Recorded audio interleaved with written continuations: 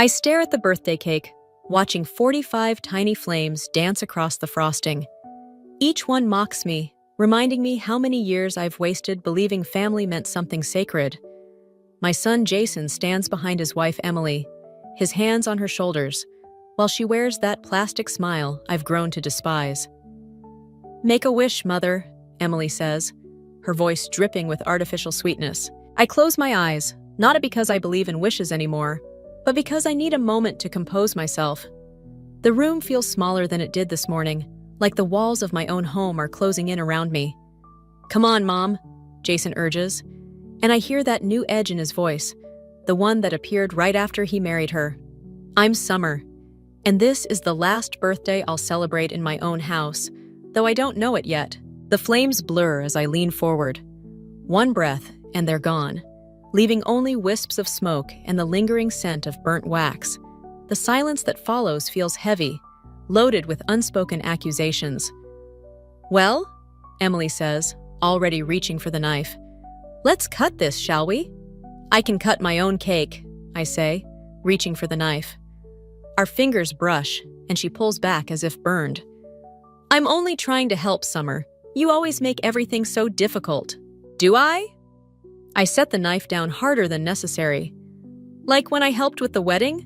Or when I watched Lily every weekend while you two were finding yourselves during that spiritual retreat?" Jason steps forward. "Mom, please, not today." "When then, Jason? When do I get to speak in my own home?" Emily's face hardens. "About that." She glances at Jason, who suddenly finds the floor fascinating. "We've been meaning to talk to you."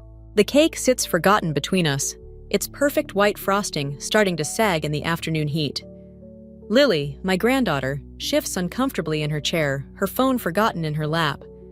"We think it's time for a change," Emily continues. "This arrangement, it's not working anymore." "Arrangement?" The word tastes bitter. "This is my house. I raised Jason here after his father died. And we're grateful," Emily says, though her tone suggests anything but. "But Jason and I need our own space, to grow as a family." "We are a family." "Mom," Jason finally looks up, and I see Emily's influence in his eyes.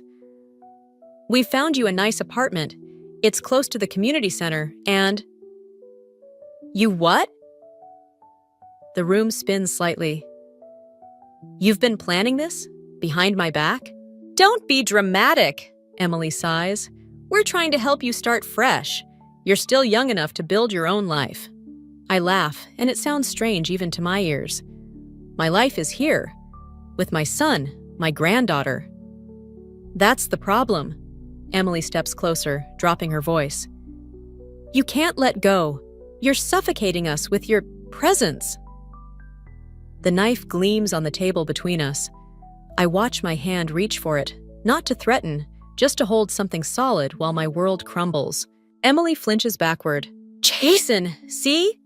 This is exactly what I've been telling you." "Mom, put the knife down." Jason's voice shakes. "You're proving her point." I wasn't. But it doesn't matter what I wasn't going to do. The story's already written in their minds. "You have until tomorrow evening," Emily says, her voice steady now that she has the upper hand. "We'll help you pack." "Tomorrow?" The word comes out as a whisper. "You're giving me 24 hours to leave my home?" "It's for the best." Jason won't meet my eyes anymore. "We'll make sure you're settled." Lily stands suddenly, tears streaming down her face, and runs upstairs. Nobody follows her. I look at the cake, at the smoke still rising from the candles, at the knife in my trembling hand.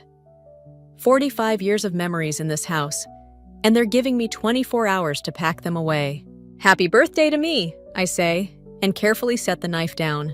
Won't give them the satisfaction of seeing me break. Not yet. But as I walk upstairs to start packing, I make a different kind of wish. One that has nothing to do with candles and everything to do with justice. The motel room smells like stale cigarettes and broken dreams. 3 cardboard boxes contain what's left of my life. Photo albums, legal documents, and the few precious mementos I managed to grab before Jason practically shoved me out the door. Mark sits in the threadbare armchair, watching me pace between the bed and window. You need to eat something, Summer. He pushes a takeout container toward me. I need my house back. My fingers trace the windowsill, collecting dust. You should have seen Emily's face when she called the police, like she was the victim. She called the cops? Mark straightens in his chair. When I refused to leave, said I was trespassing. A bitter laugh escapes me. In my own home, the one I paid off 15 years ago. What about the deed? In Jason's name. I transferred it last year when... I stopped pacing.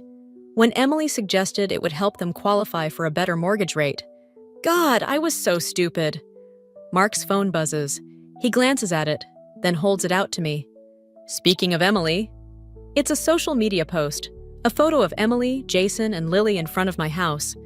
The caption reads, "Fresh start for our little family. Sometimes the hardest choices are the most necessary.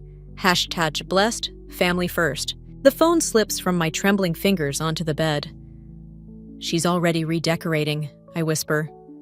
Lily texted me pictures. They're painting over the height marks on the kitchen doorframe. 22 years of measuring Jason, gone under a coat of Moroccan sunset, or whatever the hell Emily calls it. Summer! A knock at the door cuts him off. We freeze, exchanging glances. Another knock, more insistent. Mom? Jason's voice. I know you're in there. Mark's car is outside. Mark raises an eyebrow, asking silently if I want him to answer. I shake my head and move to the door myself, taking a deep breath before opening it. Jason stands there, holding a small box. He looks uncomfortable in his expensive button-down shirt.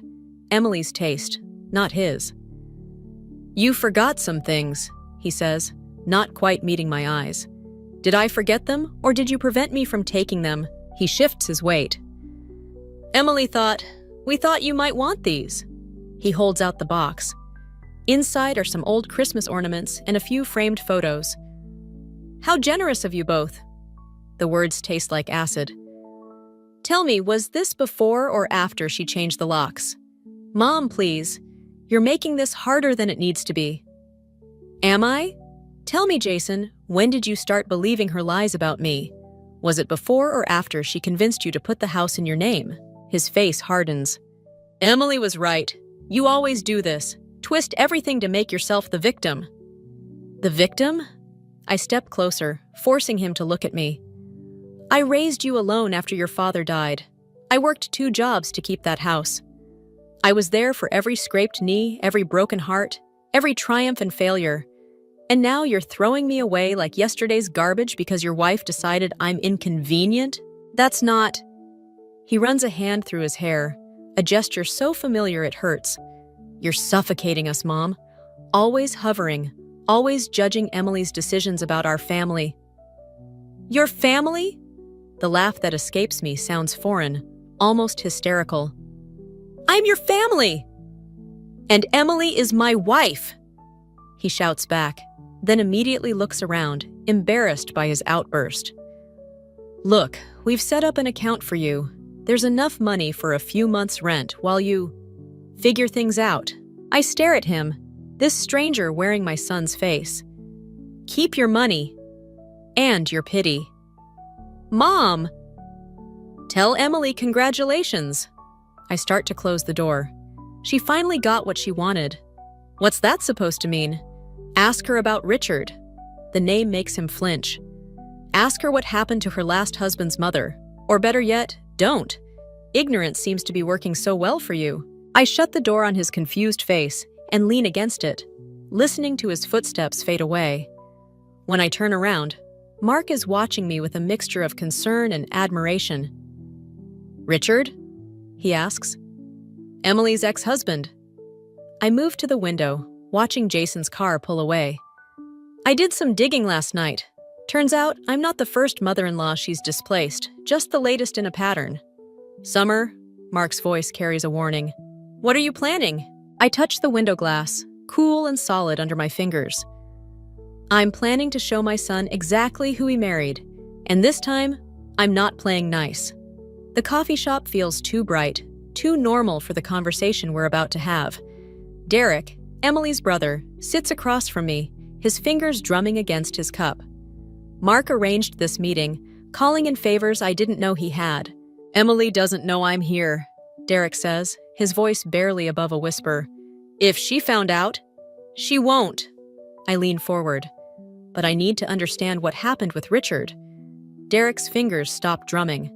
Richard was a mistake, like the others. Others? He glances around the cafe, paranoid. Emily has a pattern. She finds men with close family ties, especially to their mothers. Strong families fascinate her because we never had one. A barista drops a cup somewhere behind us, and Derek jumps. I notice the slight tremor in his hands, the dark circles under his eyes. You're afraid of her, I realize. You don't know what she's capable of. He pulls out his phone, scrolls through photos. Richard's mother, Margaret, before Emily. He shows me a picture of a vibrant woman in her 60s, surrounded by family. And after, the next photo shows the same woman, but diminished somehow. Isolated, broken. Emily convinced Richard that Margaret was manipulating him, trying to control their marriage. Sound familiar?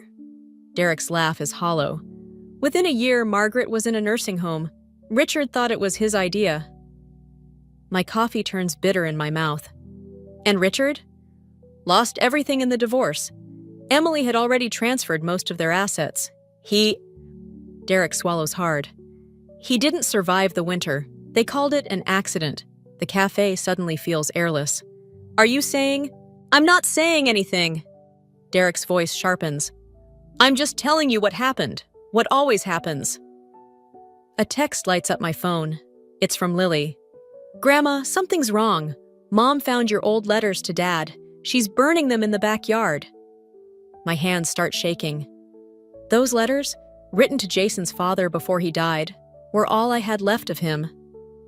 Excuse me, I manage to say, standing so quickly my chair scrapes against the floor. Derek grabs my wrist. Wait, there's more you need to know. My letters. Emily's pregnant. The words hit like a physical blow. I sink back into my chair. She told the family last night. Derek won't meet my eyes. She's using it to cement her position. Jason's overjoyed. She's 40, I whisper. She told Jason she couldn't have more children. That's why they never... Emily always knows what she needs to survive. Derek finally looks at me. The baby will give her total control. You'll never get Jason back now. Another text from Lily. Mom's saying weird things about you, about how you tried to poison her relationship with Dad from the beginning. She has proof. Proof? I say out loud. Derek's expression changes. Oh God, the diary. What diary? Emily keeps a diary of evidence, things she twists and manipulates. Conversations taken out of context, innocent moments reframed as threats. She's been doing it for years. My phone buzzes again. This time it's from Jason. How could you, Mom? Emily showed me everything. Don't contact us again. The cafe walls start closing in. Derek reaches across the table, his voice urgent. Listen to me. You can't fight her directly. She's already positioned you as the villain. The pregnant wife versus the jealous mother-in-law. Who do you think people will believe? Then what am I supposed to do? Watch her destroy everything I have left? No. Derek pulls out a USB drive, slides it across the table. You're supposed to be smarter than Margaret was, than Richard was, than I was. What's on it? Everything. Financial records, medical records, the truth about what happened to Richard. He stands up. But be careful. Emily has friends in strange places. If she suspects you have this, why are you helping me? Derek pauses, and for a moment, I see the weight of years of guilt in his eyes. Because someone needs to stop her, and because I'm tired of watching mothers lose their children. He walks away, leaving me with a USB drive that feels like it weighs 1,000 pounds and another text from Lily. Grandma, please. Mom's different when you're not around. I'm scared. I close my eyes, feeling the weight of every decision that led to this moment. When I open them, I know what I have to do. Emily wanted a war. Now she'll get one. The USB drive sits on Mark's kitchen table like a loaded gun.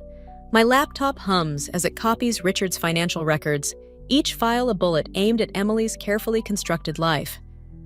"You're crossing a line here," Mark says, pouring more wine. "Once you start this, there's no going back."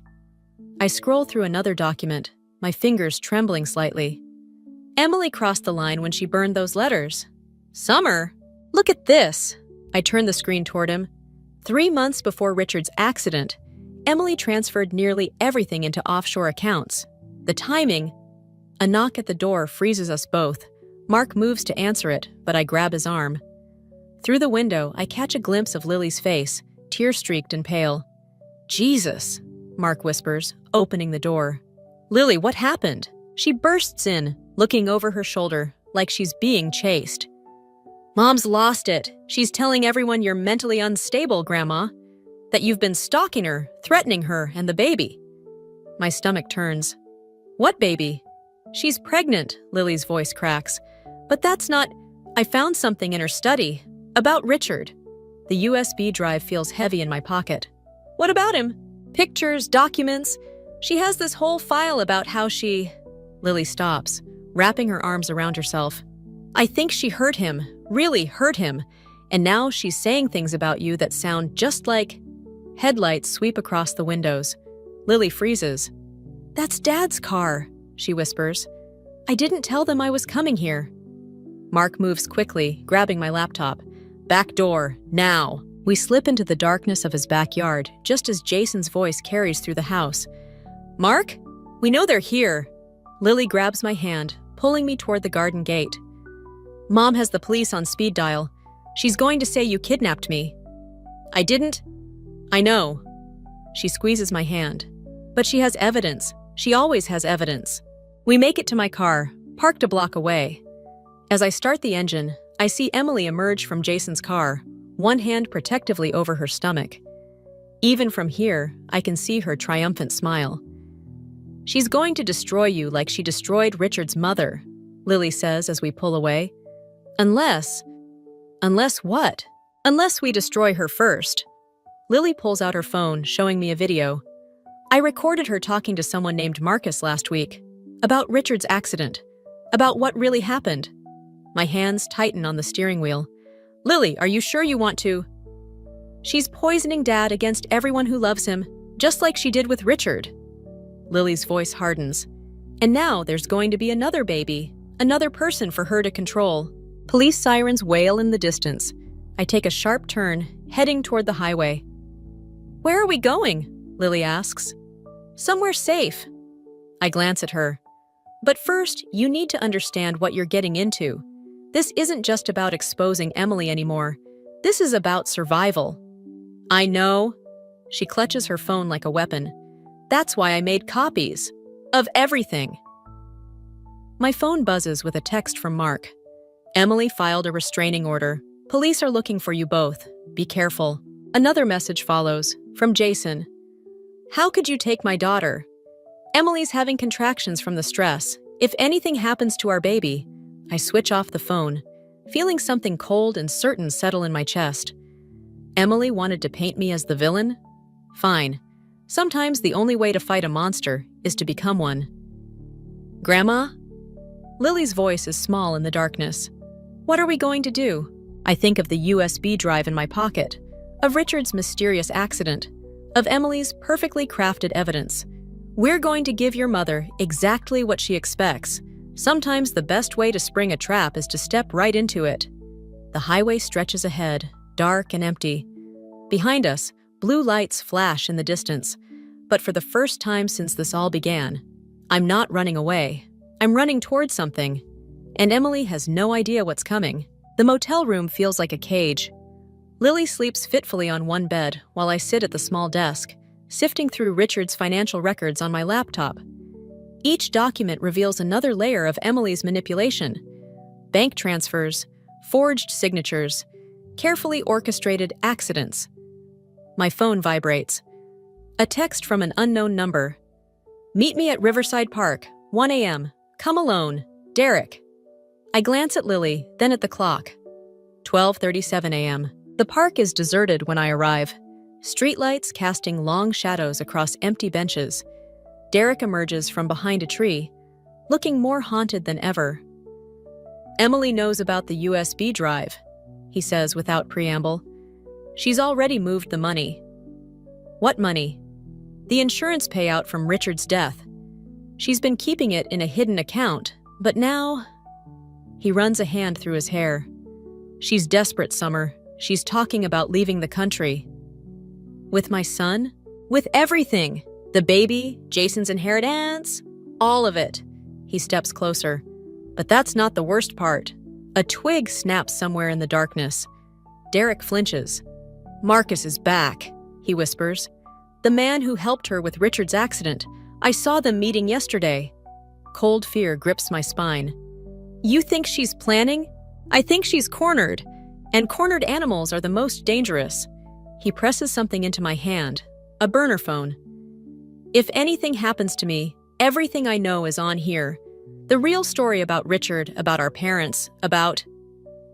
Headlights sweep across the park. Derek disappears into the shadows as a familiar car pulls up.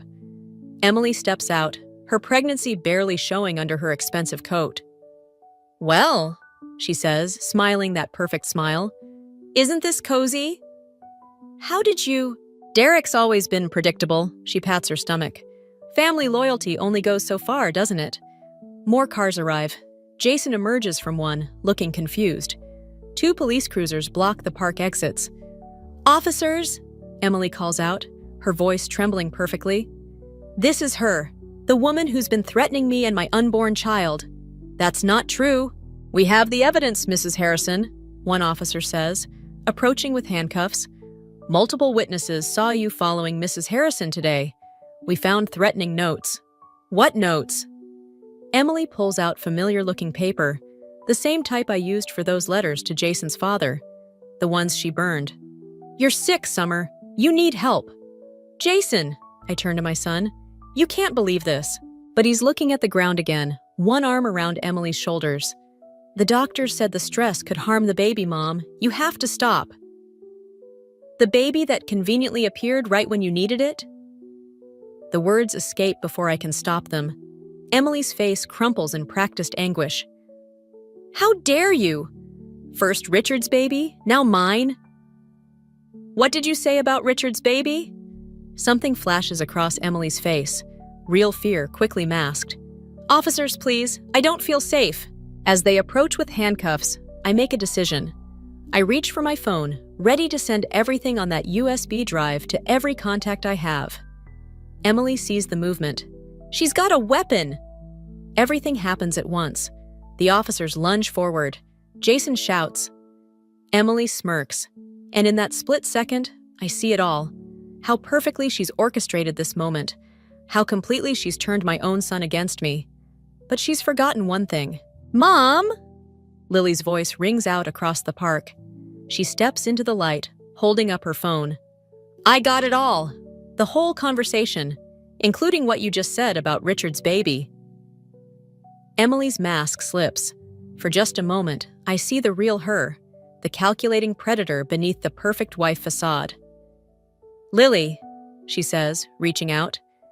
Sweetheart, you don't understand. I understand everything. Lily's voice shakes but holds firm. And so will the police, once they see what's really on that USB drive. The one Derek gave you tonight wasn't the only copy. The park falls silent, except for the soft whir of police radios. Emily's hand drops to her stomach, but this time the gesture looks less protective and more like she's holding on to her last weapon. Jason looks between us all, lost and confused, and I realize this is it, the moment where everything either falls apart or comes together. The truth is within reach, but so is total destruction. The question is, which path leads to which? The police station's fluorescent lights make everything look sickly and unreal. I sit in the interrogation room, my wrists raw from the handcuffs, while Detective Morris reads through Emily's carefully crafted evidence. Multiple threatening messages, he says, spreading out papers. Stalking complaints, witness statements about your erratic behavior. Those are forgeries. Like the USB drive you claim to have? He raises an eyebrow. The one our tech team couldn't access? My stomach drops. I think of Derek's face in the park, his warning about Emily moving money. Of course she'd have someone ready to corrupt the files. The door opens. Emily walks in, supported by Jason. She looks perfectly fragile in her designer maternity dress. "I'll make this brief," she says, touching her stomach. "The doctors are concerned about my blood pressure." "You don't have to be here," Jason tells her, all protective concern. "I do." She dabs at her eyes with a tissue. "Summer needs to understand what she's doing to this family." Detective Morris steps out, giving us privacy. I notice he leaves the door slightly open, probably recording everything. "Drop the act," I say. "We both know you're not really pregnant." Emily's face crumples. "Jason, do you hear how she's still trying to hurt us? Even now?" "Mom, stop." Jason's voice is hard. "We have the medical records, the ultrasounds, forged like everything else about her. Like Richard's baby?" Emily's voice turns sharp. "The one you claim What exactly are you accusing me of, Summer?" The trap springs shut. I realize too late what she's done. Led me straight into making accusations that sound completely unhinged. "Tell them about Marcus," I try. "About the insurance money." "Marcus?" Emily looks confused. "Jason, isn't that the name of your mother's imaginary friend from her diary?" "What diary?" She pulls out a worn notebook. My handwriting, but words I never wrote. Pages of paranoid ramblings about conspiracies and imaginary conversations. "We found it when we were packing her things," Emily says softly. "That's when we realized how sick she'd become." "That's not mine." "Mom," Jason steps forward, "we've arranged for you to get help. A facility in Vermont." "No!" I stand up so quickly my chair crashes backward. "I'm not crazy. Lily has proof. She recorded." "Lily's recording was corrupted," Emily interrupts. "Just like that mysterious USB drive. Technology can be so unreliable when you're unstable." The walls seem to close in. "Where is Lily?" "Safe," Emily says. "Away from your influence." "What did you do to her?" "She's at a boarding school in Switzerland," Jason says, "where you can't reach her." My legs give out. I sink to the floor, understanding finally hitting me. Emily hasn't just taken my son and my home. She's taken my granddaughter, my evidence, my credibility, everything. "The facility has an excellent success rate," Emily continues, her voice dripping with fake concern. "Once you're better, maybe we can discuss supervised visits. With the baby." She takes Jason's hand, placing it on her stomach. The gesture is so perfectly calculated, it makes me sick. "You won't get away with this," I whisper. Emily leans down, her mask slipping for just a moment. "I already have. Richard tried to expose me too, right before his accident. And Derek, well, accidents happen all the time." "What did you say about Derek?" She straightens up, mask back in place. "Oh dear, she's getting agitated. Jason, perhaps we should—" "I'll call the doctor," he says, reaching for his phone. "No, wait!" But the serum already leaving. Gee. Emily's theatrical sniffles echoing down the hall. Detective Morris returns with a psychiatrist. They speak in low voices about involuntary commitment, about my paranoid delusions. My phone sits on the table, dead and useless. The USB drive is corrupted. Lily is gone. Derek is... I don't want to think about what Emily's words implied about Derek. Through the window, I watch Emily and Jason walk to their car. She turns back, just for a moment, and smiles. That same smile she wore when she burned my letters, when she took my home, when she stole my son. The psychiatrist approaches with admission papers, and I realize with cold clarity that this isn't rock bottom. This is just the beginning of how far Emily plans to make me fall. The psychiatric facility's garden is beautiful, but it's still a cage. 3 weeks of medication and therapy have left me foggy, compliant. Exactly what Emily wanted. I watch other patients shuffle through their daily routines, wondering if they too were put here by someone else's lies. Then Mark appears on my scheduled visiting day, and everything changes. "Derek's alive," he says without preamble. He's in intensive care, but he's talking. The fog in my mind clears instantly. What happened? Car accident that wasn't an accident. He recorded everything before Emily's guy ran him off the road, including her confession about Richard's death. My hands shake as I process this. The USB drive was a decoy. The real evidence is with Richard's sister in Boston. She's been building a case against Emily for years. A nurse watches us suspiciously from across the garden. I lower my voice. Why are you telling me this now? Because Emily's planning to leave the country tonight. Private jet to Switzerland, where Lily is. Mark's eyes meet mine. She's taking Jason and the insurance money. All of it. She can't. She can. Unless what? Mark slips me a phone and a key card. Unless you stop playing by her rules. The next hours blur together. A fire alarm. Confusion in the halls. Somehow, I'm in Mark's car, racing toward the private airfield where Emily's escape plan is already in motion. We arrive to see Emily directing movers loading a private jet. Jason helps, looking lost and tired. There's no sign of her pregnancy bump anymore. No need to maintain that lie when she's about to disappear. Hello, Emily. She spins around, her perfect mask slipping for just a moment. How did you— Jason, call security! Before you do that, I hold up my phone. You might want to hear what your brother has to say. Derek's recorded voice fills the air. Emily arranged everything. Richard's accident, the insurance fraud, all of it. She's done this before, and she'll do it again. Lies! Emily snaps. But Jason has stopped moving, really listening for the first time. The baby was a lie too, I continue. Just like it was with Richard. Just like everything about you is a lie. Jason! Emily's voice turns sugary. Your mother is clearly having another episode. We should— Should what? I step closer. Have me committed? Stage another accident? How many people have you destroyed, Emily? I don't know what you're talking about, but her eyes dart toward the jet. Richard's sister sends her regards. She's very interested in reopening the investigation into her brother's death. Emily's mask cracks completely. You stupid woman! You have no idea what you're doing. Jason, get in the plane. Jason, I say quietly. Check her phone. Look for messages from Marcus about Derek's accident. Don't you dare! Emily lunges for Jason, but he's already got her phone, reading with growing horror. Mom? His voice sounds young suddenly. What is all this? Oh, for God's sake! Emily snarls, dropping all pretense. Fine. You want the truth? Richard was weak. His mother was interfering. Just like your precious mommy here.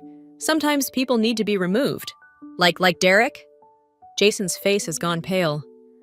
Derek should have kept his mouth shut. Just like you should have trusted me instead of digging into things that don't concern you. Police sirens wail in the distance.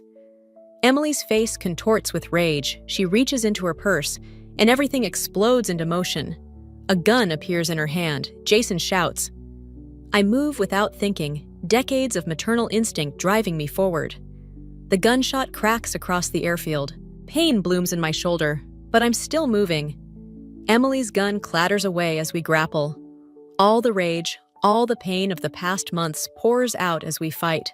I won't let you hurt anyone else, I gasp. Emily laughs, high and broken. You still don't get it, do you? I always win. Always. Not this time. Police flood the airfield. Jason is shouting something. Emily tries to twist away, to reach for her fallen gun, but I hold on. Even as my vision blurs from blood loss, I hold on. Because this isn't about winning anymore.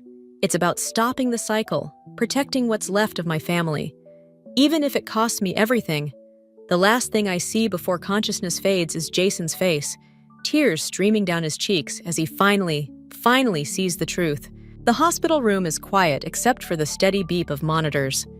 My shoulder throbs, but it's nothing compared to the weight of the manila envelope in my lap. Inside are Emily's full confessions, extracted during hours of police interrogation. Every manipulation, every crime, every carefully orchestrated tragedy. Jason sits in the visitor's chair, looking at his hands. We haven't spoken since the airfield, since he watched his wife try to kill his mother. The silence between us feels like another wound that won't heal. Lily's flight lands tonight, he finally says. Mark's picking her up from the airport. I nod, unable to find words that don't taste like ashes. Did you know? His voice cracks. When you gave Emily the house deed last year, did you know she was planning this? I knew something wasn't right. The envelope crinkles under my fingers. But I wanted you to be happy, to have the family you deserved. The family I deserved. He laughs, hollow and broken. I helped her destroy everything. I believed her lies about you, about Derek, about... He stops, swallowing hard. I can't fix this, can I? Before I can answer, Derek appears in the doorway, leaning heavily on a cane. His injuries from the accident are still visible, but his eyes are clear. They're moving Emily to maximum security, he says. She tried to bribe a guard. Jason flinches at his wife's name. I watch him struggle with the weight of everything he's learned. How Emily used him to access Richard's insurance money. How she manipulated him into turning against me. How every moment of their marriage was built on calculated lies. The house is yours again. Jason stands abruptly. I've already signed the papers. And Mom. He reaches for words that won't come. I know, I say, but I don't know what I know anymore. The victory feels empty, tainted by the cost. Derek clears his throat. Richard's sister wanted you to have this. He hands me a small box. Inside is a simple silver locket, the one from the photo of Richard's mother, before Emily destroyed her life. She said you'd understand, Derek adds quietly. I do understand. The locket represents everything Emily tried to break. The bonds between mothers and children. The trust that holds families together. But as I hold it, I realize something else. I've become what I fought against. In my quest for revenge, I wielded the same weapons Emily used. Manipulation, secrets, calculated strikes at the heart. I should go, Jason says. Lily will need... Someone should be there when she gets home. Home. The word echoes strangely. Jason! I call as he reaches the door. The height marks. On the kitchen door frame. He turns back, confusion crossing his face. Emily painted over them, but they're still there, under the surface. I touch the locket. Some things can't be erased, no matter how hard someone tries. Understanding dawns in his eyes. He nods once, sharply, and disappears down the hall. Derek settles into the vacant chair. Emily asked to see you. No. She says she has more secrets to share. About Jason, about... I don't care. I close the locket with a snap. Her secrets can die with her. He studies me for a long moment. You won, Summer. She's going to prison. The truth is out. Why doesn't it feel like enough? Through the window, I watch Jason cross the parking lot, shoulders bent under invisible weight. In my hand, the locket feels both lighter and heavier than it should. Because there are no winners here, I say. Only survivors. The monitor keeps beeping, marking time in a world that feels permanently altered. Somewhere, Emily sits in a cell, probably already planning her next move. Lily's plane crosses the ocean, bringing her back to a home that's both familiar and forever changed. And I sit here, holding a dead woman's locket, wondering if revenge and justice were ever really the same thing. The truth didn't set anyone free. It just gave us different chains to carry.